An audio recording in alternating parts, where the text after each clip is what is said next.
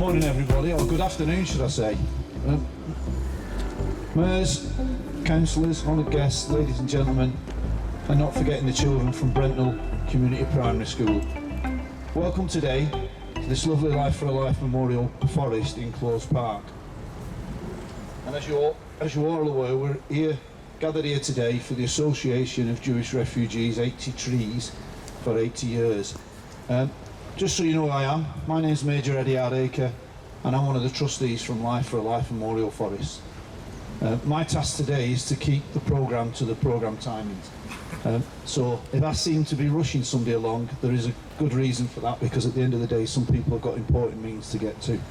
However, I'm not going to say any more. I don't want to steal anyone's speeches, so I'm going to hand you over to Fran Horwich, the Community Manager of the Association of Jewish Refugees.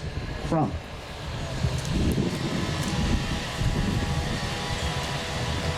1 minute, wait, I just want to be... wait. Good afternoon. I'm Fran Horwich and I'm delighted to be here representing the Association of Jewish Refugees. This year sees the 80th anniversary of our organisation. We were founded to support those forced to flee from Nazi oppression and who found sanctuary in this country. We are planting 80 trees across the United Kingdom in places that have a connection to survivors and refugees of the Holocaust, in order to celebrate their lives and to acknowledge their debt of gratitude to their host country. When my colleagues conceptualised the idea of 80 trees for 80 years, we could not have anticipated the vigour, spirit and enthusiasm by many, many people across the United Kingdom to support this project. We are also thrilled that this project has been recognised by the Queen's Green Canopy Initiative, marking Her Majesty's Platinum Jubilee in 2022. As magnificent and as important this oak will be on so many different levels, it would not be able to flourish without a home for its roots. And so my thanks on behalf of AJR are also to Salford City Council, Life for a Life, particularly Emma Scott, and all at Clowes Park, who fully embrace the idea that this tree and all it stands for should be situated here. This park is in the heart of the area known as Broughton Park, which became a place of refuge for many Jews escaping Nazi persecution, and for those who survived concentration camps and were housed here in hostels. Each tree celebrates the remarkable impact that has been made by Jewish refugees to every walk of Jewish life, of British life. The literary critic George Steiner once said, "When you come to a house as a guest, you must try to leave the house a little nicer than when you found it." Let us not forget that most of Europe's Jews who managed to escape Nazi persecution arrived here in Britain with little more than the clothes they were wearing. Despite, or perhaps because of this, because of the massive trauma they had experienced, they were determined to build a new and better life for themselves. They embraced all opportunities in their new homeland, and in so doing have made a lasting impression across the fabric of British society in industry, business, culture, media and the arts, medical science, to name but a few. It is well documented that the oak, our national tree that supports more forms of natural life than other trees, is coming under environmental threat. And therefore we have faith that these trees will be understood as a way to give back to the country which welcomed us. In every one of the tree locations there are many people behind the scenes working together to ensure that the sapling has been delivered, planted and will be cared for in the coming months and years to ensure that it will flourish. On behalf of AJR, I thank all of them not only the people involved with this ceremony today, but today I would especially like to thank all the children from Brentnall County Primary School who have joined us and are going to help to plant this very special tree. Our sponsors and members share the hope that all of our 80 trees will serve as a reminder for now and future generations that the extremism and racial hatred that uproots and displaces community has no place in our society. The mighty oak is a great symbol to show that there still can be hope for a better future without forgetting the lessons of the past. Thank you. Thank you for those lovely words. Could I ask the children now, the pupils from the school, to dress across to Philip and help him plant this tree?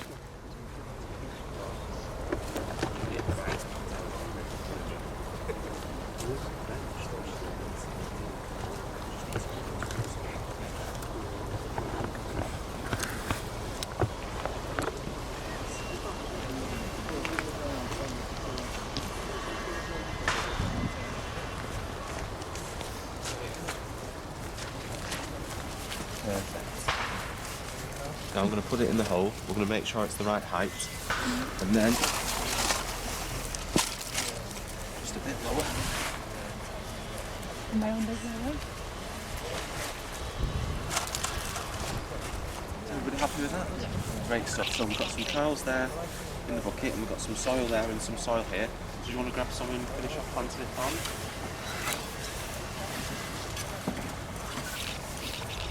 So you put it in. Yeah, put it straight down there. You can use that stuff as well. Anybody who feels more adventurous can use free spade.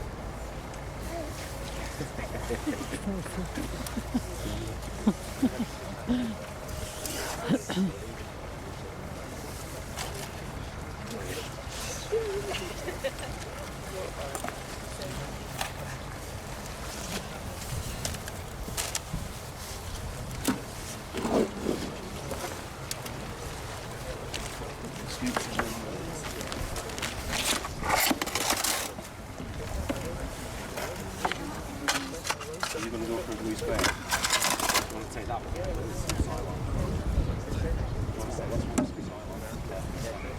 All the kids, could you look this way for a second, please? Yeah. That's exactly what you're doing.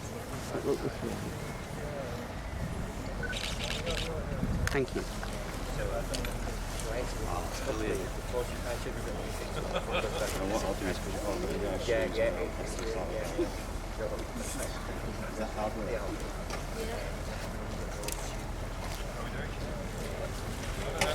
Exercise as well. They do exercise as well. Yeah, they do exercise as well, they're brilliant.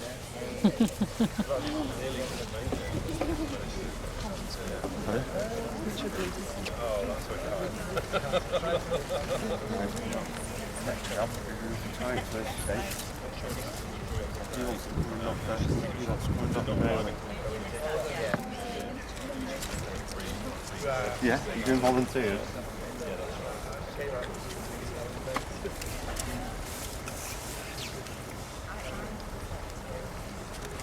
You need that one. You need to stand together.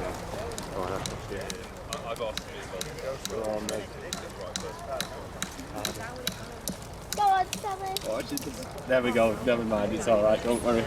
Brilliant. Oh, thanks everybody. You've done a great job there. We'll let the mayors do the rest, shall we? Yeah? Brilliant. So do you want to put your trousers? I think we should give the children a round of applause. They've done a fantastic job. Thank you very much.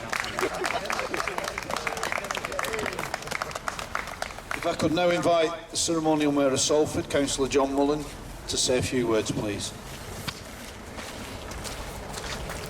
Thank you, Mr. Mayor. This wonderful tree has been sponsored by Mark Silverman in honour of his father, Alf Silverman, a Jewish refugee. Both are unfortunately unable to join us today, but they have sent their best wishes and thanks to everyone who made this tree planting possible. Let me give you a little background to the family. Alf was born in Berlin in 1926 as an only child, and he was 7 years old when the Nazis came to power. so his early years were difficult. Then he saw his father arrested by the Gestapo, an event which traumatised him and has affected him ever since.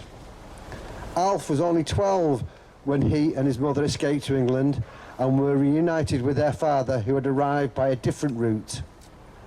Most members of his family and parents were killed in the Holocaust.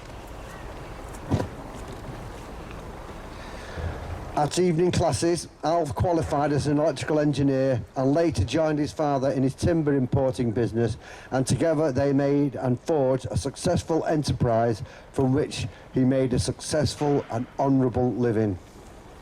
Alf has been married to his wife Ella for 67 years. They have 2 children, Mark and Claire, 4 grandchildren and 9 great-grandchildren. And I have a personal message from Alf.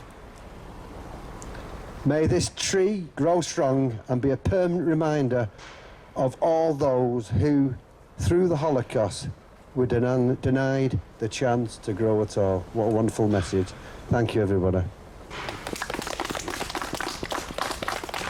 Thank you very much for those lovely words. Could I invite both the City Mayor, Paul Dennett, and our Ceremonial Mayor, plus councillors and other dignitaries, to dress across to the tree and please place some soil on the tree, please. Philip will guide you.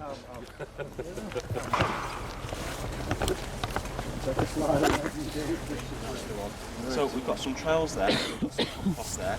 So I'd like to invite you all to plant the tree for me, if that's okay. See, I do come in handy. Okay.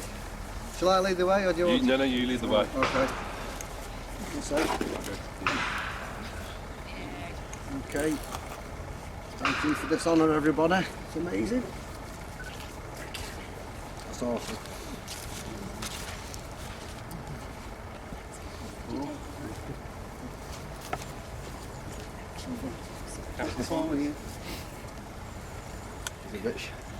You all right there? Yeah.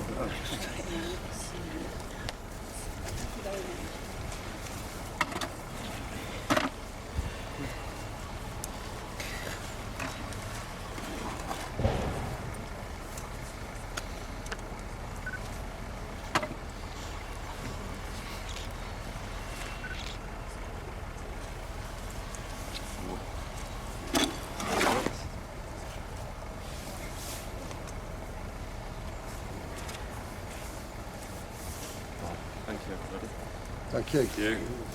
Is there anybody else that wishes to dress forward and put some soil on the tree? Come on, Annie. There you go.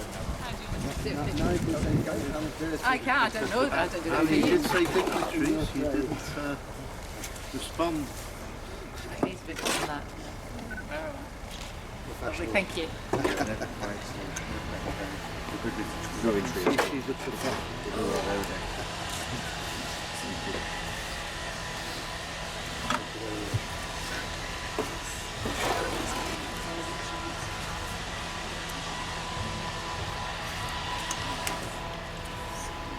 Thank you everyone for that. Could I now ask Councillor Rabbi Saunders to recite a prayer and bless this tree, and also read the plaque that is adjacent to the tree, please. Thank you, Major. I think I'll start with reading the plaque as we've just literally performed the ceremony. It says the Queen's Green Canopy Platinum Jubilee 2022. This native oak, with its Latin name, which I shan't attempt to actually read, was planted in 2021 by the Association of Jewish Refugees in honour of our 80th anniversary, with thanks to all the people of Britain who helped Holocaust refugees, and for the family of Alf Silverman, who came from Germany in 1939 and found haven here. And it's got the logo of the Association of Jewish Refugees, 80 years which of course they are celebrating. Just like to, before I actually bless the tree as it were, just say a couple of things. Firstly, I've had experience of the Association of Jewish Refugees as a rabbi, particularly as a chaplain in care homes. I've seen the work that the Association of Jewish Refugees continue to do to this very day with refugees and indeed families, spouses and so on, and families of refugees. So I pay tribute to that, and long may you continue to do so as long as there's a need for your work. I find it quite ironic that this day is actually the Jewish festival of Hanukkah. Hanukkah, we celebrate the miracle of not only of the oil in the temple that burnt for 8 days when there was only enough for 1 day, but also the miracle of the defeat against the odds against the Syrian Greek army who had wanted to destroy the Jewish people. It was the story of the few defeating the many, the weak defeating the mighty. And of course, during the war, during the Holocaust, we saw once again the Nazis tried to destroy the Jewish people. Sadly, 6 million were killed, but thank God many escaped. Many found refuge here in Great Britain and the United Kingdom, and I want to pay tribute to this country which gave haven to so many refugees, including my own late father and father-in-law, who escaped in both their cases just before war broke out, literally days before the war broke out. And of course I myself and my wife would not be here today were it not for the generosity and the generous spirit of Great Britain at the time. We've planted a tree. A tree is a symbol of life. It's a symbol of renewal. Our Holy Torah, the Bible, talks in glorious terms of trees.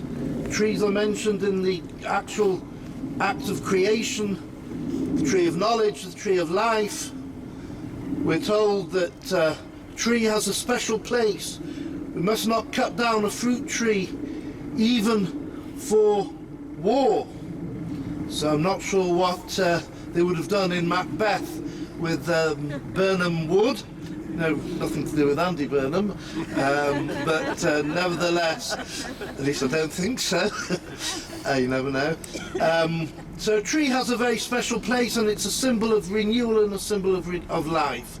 So I would firstly like to bless and pay tribute, as I've just have done, to the Association of Jewish Refugees, all those who work for them in a professional or voluntary capacity, to all your clients, that they should all be blessed with a long and healthy life, but also to bless this tree and indeed the fruits of this tree, its acorns, and may this tree indeed be a symbol, as it's meant to be, for the wonderful work that the AJR have done over the last 80 years, and please God will continue to do as long as there is a need for your work for refugees. And of course it isn't just Jewish refugees we see today, so many people fleeing from war and disease and so on, and all of their needs need to be met. So let us end, if I may, with a prayer for peace, because only when true peace will reign will there be no refugees and no need to look after the welfare of refugees. Amen. Thank you. Councillor Rabbi Saunders, thank you very much indeed. A round of applause. Could I now invite Councillor Andrew Walters to say a few words, please? Thank you very much. I did prepare some notes, but I've lost them, so I'm going to be speaking off the cuff. So if I do go on, just throw a stone at me or something, and I shall stop. Major Hardicke, Ceremonial Mayor, City Mayor, Councillors, guests, Head Teacher, and most importantly the pupils of Brentnall Community School. You are our future. 100 years ago, the League of Nations being the big people, all the nations of the world, set up a high commission for refugees.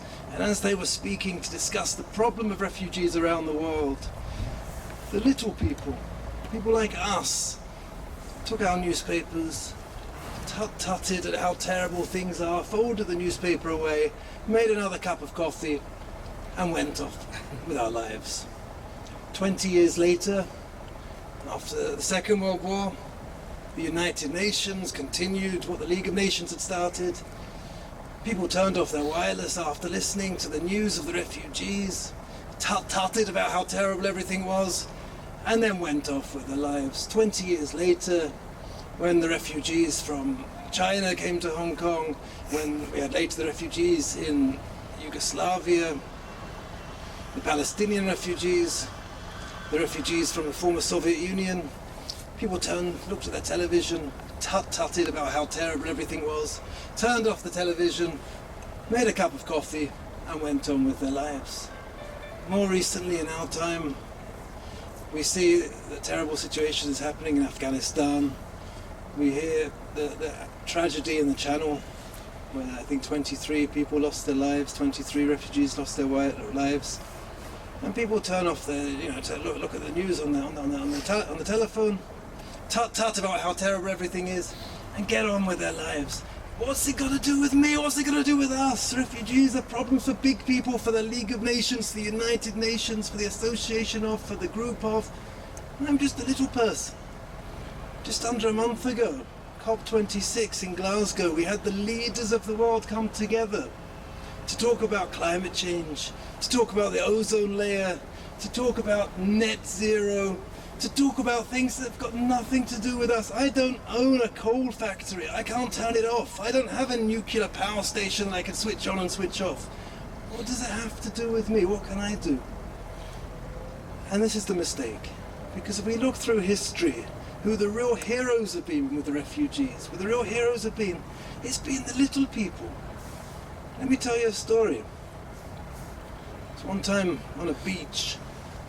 An old man used to every day walk onto the beach, and one time coming onto the beach he saw thousands and thousands of starfish that had been washed up from after a very stormy night. And they were on the beach, and he saw a young boy going around and every so often picking up a starfish and throwing it into the sea. Going a bit further, picking up another starfish and throwing it into the sea. So this old man comes to this boy and he says, "Excuse me, young man, what are you doing?" He said, so the young boy answered, he said, "These starfish that have been washed out from the tide, when the sun comes out, the high sun comes out, they're going to die." So the old man said, "Don't be silly. You can't make a difference. There's tens of thousands here. You can't possibly make a difference." So the young boy picked up a starfish, smiled, and as he threw it into the sea, he said, "Well, I sure made a difference to this one." We can make a difference. We can't turn off our power stations, and we can't we can't burn coal. Many of us have never even seen coal. We can't go and bring in refugees. We don't have boats to bring them in. We can't go into war zones. So what can we do? So I'll tell you what we can do. We talk about climate change. We talk about litter. Well, we could go and organise a whole litter campaign. There's a very, very, very, very good organisation, the Salford Litter Heroes, who I greatly support. But maybe I don't have the time, I don't have the commitment. So let me tell you, if somebody comes through this park, let's assume you've got somebody who walks every day through this park on the way to wherever he's going. Every day as he comes in, he sees one piece of litter on the floor, which he picks up and puts in the bin. How much time did it take? 5 seconds, 10 seconds? He has left this park better than he found it. If you can do something and make these small changes and leave the place better than you found it, and again, I'm not saying commit yourself to do it every day or every week or every month. Just do it once. You've made the world a better place.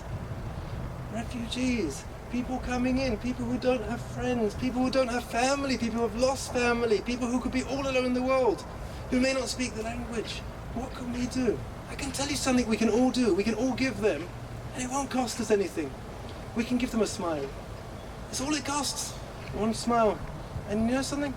Sometimes you get paid back. Because if you give a smile, sometimes you get a smile. And that could change a person's day, and that can change a person's life. And it doesn't need to be a refugee you smile to. If you see a friend who looks like he's having a bad day, give them a smile. Give them a tap on the back. How are you? How are you feeling? Something. It doesn't cost anything. Let's think about the small things, because the small things are what makes the difference. And we take this tree, which is 5 foot tall, and it's very flimsy. A strong wind could blow it down. And we look at these huge trees around us. This big tree used to be a small tree. And if we don't start with a small tree, we're never going to get the big tree. So let's start with the small things, and let's not look. I'll tell you, there was once a story when I was a child. Boys in those days, we used to like to climb trees. I don't know whether it's allowed now with health and safety, but back in the 80s, climbing a tree was fairly appropriate. And there was a very, very, very high tree. It was probably, at that time, it looks about 100 feet high. Probably it was less, but... And the boys tried to climb it. And every boy got about a quarter of the way up, a third of the way up. And as they came down, you know, why didn't you go up? It was too high. I couldn't do it any further. There was one boy who climbed that tree and got to the top. And afterwards, when we came down, everyone asked him, how did you do it? How did you get to the top? He said, you all made a mistake. When you got up a quarter of the way, a third of the way, you looked up and you said, look how far I've got to go. It's too much. I can't do it. I didn't do that, said the boy. I looked down and said, look how much I've accomplished. Let's not worry about what we can't do. Let's not worry about all the things that for other people do. Let's see what we can do. Just one thing, give one smile a day. Pick up one piece of litter a day. And you have done what you've done. And the children are our future, because many of us, by the time climate change and ozone layers happen, we may not be around anymore. But the children are our future, and if we don't start young, we're not going to start at all. And it's never too early to start. I remember when I was 6 years old, before recycling was common, I remember writing to the council to say, why don't we do recycling in this borough? And I got a response. I don't remember the response, but I was 6. And it's never too early to start. So I want to thank everyone. I want to especially thank Emma, who organised this event so well, the Major, who I know has been involved, and again, councillors, ceremonial city mayor, my wife who came. Thank you very much for coming, and everyone else. And thank you very, very much. Councillor, thank you for those lovely words. That concludes our planting service for today. I just want to say a few words if I can, and that is thank you very much for being here. On behalf of everyone from Life for a Life Memorial Forest, I hope you can go on and enjoy this lovely site that is here, and several others across the country. And on behalf of the Association of Jewish Refugees, thank you for being here. It's a very moving event, and the most important people I want to thank is the children. And I've got one appeal to you, all of you, and your fellow children. Come along and watch the tree grow, because a tree will grow from strength to strength, and it will make such a difference to the environment, the wildlife, but also yourselves when you can watch it grow and say, I planted that. So thank you very much indeed. There is refreshments for those that can stay with us, and they're over by the gazebos. So on behalf of everyone from Life for Life, once again, thank you.